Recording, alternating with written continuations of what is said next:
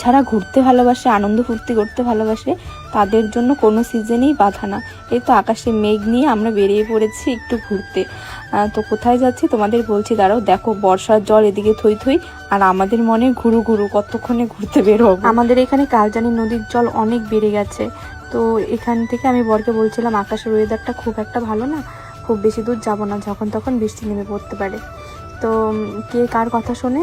তো এইভাবে গল্প করতে করতে অনেকটা দূর চলে এসেছি। তো সামনেই বর বলছে কি সোনাপুর সামনেই এসে পড়েছি, চলো একটু চিলাপাতা গিয়ে ঘুরে আসি।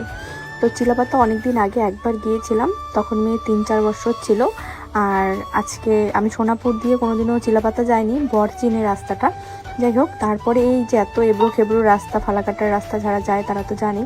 এই ঝাঁকিতে আমার চুল খুলে গেছে, এক জায়গায় দাঁড়িয়ে একটু চুল টুলগুলো বেঁধে নিলাম, তারপরে আবার রওনা দিয়ে দিলাম চিলাপাতার উদ্দেশ্যে। সোনাপুর থেকে চিলাপাতার যে রোডটা হয় সেটা কিছুটা দূর আগাতেই দেখি রাস্তা পুরো ভিজে, হয়তো এই সাইডটা বৃষ্টি হয়েছে, বরকে বললাম। আর এদিকে আজকে রেনকোটও আনা হয়নি, বরের রেনকোটটা এনেছে।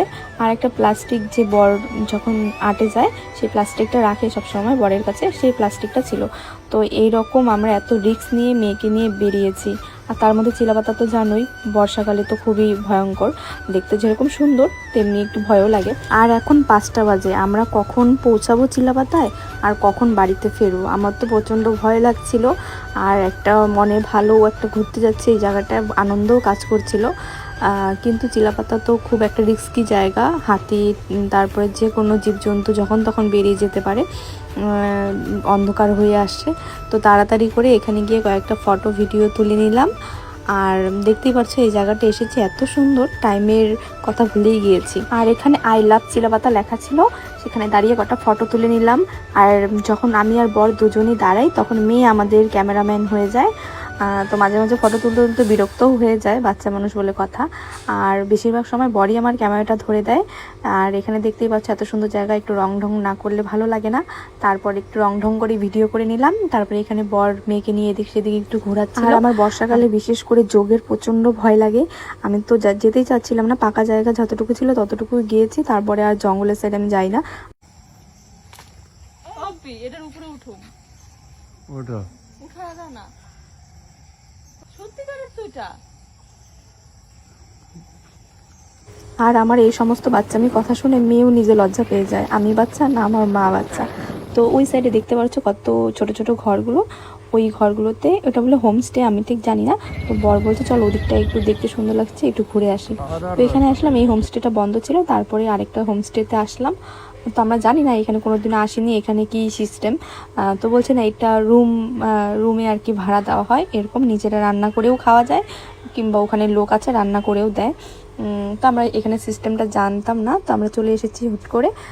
তারপরে এখান থেকে একটু চা, বিস্কিটও ছিল না, চা ছিল আর হচ্ছে গিয়ে ম্যাগি ছিল। তো পকোড়ার কথা বলা হয়েছিল, ভেজে দিবে বলছে, কিন্তু অনেকটা লেট হয়ে যাবে, তার জন্য আমি আর বললাম না, চা খেয়েই চলো বেরিয়ে যাই, কারণ অন্ধকার হয়ে আসলে এইসব রাস্তা খুব ভয়ানক হয়ে যায়। তো এইসব হোমস্টেগুলো খুব সুন্দর আর খুব পরিষ্কার পরিচ্ছন্ন, তোমরা নিজেরাও রান্না করে খেতে পারবে। আর ওখানে খাবার নিয়ে গেলে লোক আছে, একটা অ্যামাউন্ট ধরে দিলে তারাও রান্না করে দেয়। তো আমি সেখানে ফোন নাম্বারটা নিয়ে এসেছি, তোমাদের যদি লাগে অবশ্যই ইনবক্স করো, আমি দিয়ে দেবো। জায়গাটা খুব সুন্দর, ভীষণ সুন্দর, একদম লাস্ট মাথায় এই হোমস্টেটা ছিল, যার জন্য জঙ্গলটা খুব সুন্দর দেখা যাচ্ছিল। আর এইখানে সন্ধ্যা হয়ে আসছিল, বড় বলছিল একটু থাকতে ইচ্ছে করছে, কিন্তু কোনো কিছু করার উপায় নেই, কারণ বাইক নিয়ে বাচ্চা নিয়ে যেতে গেলে এদিকে বৃষ্টির ভয় আর নানান রকম জীবজন্তুরও ভয়। তো এখানে মেয়ের জন্য একটু ম্যাগি স্যুপ নিয়েছিলাম, আর আমরা শুধু শুধু চা খেয়েছি, তেমন একটা খিদেও ছিল না, দুপুরবেলা তো ভাত খেয়েই বের হয়েছি, একটুখানি জাস্ট ওয়েদারটা এত সুন্দর ছিল, গরম গরম চাটা চুমুক দিচ্ছিলাম, ভালো লাগছিল। তো যাই হোক, তোমরা যদি এখানে যেতে চাও তাহলে নাম্বার আছে আমার কাছে, অবশ্যই দিয়ে দেবো। আর এখানে স্টাফদের ব্যবহার খুবই ভালো, রুমগুলো খুবই পরিষ্কার পরিচ্ছন্ন, যেহেতু ভিতরে লোক ছিল সেজন্য ভিতরে ঢুকে দেখাতে পারি। ওখানে বেশ কয়েকটা ফ্যামিলিও এসেছিল, খুব ভালো, ওদের সাথে অনেকক্ষণ গল্প করলাম, কথাবার্তা বললাম। ওরা শিলিগুড়ি থেকে কেউ এসেছে, কেউ কোচবিহার থেকে এসেছে।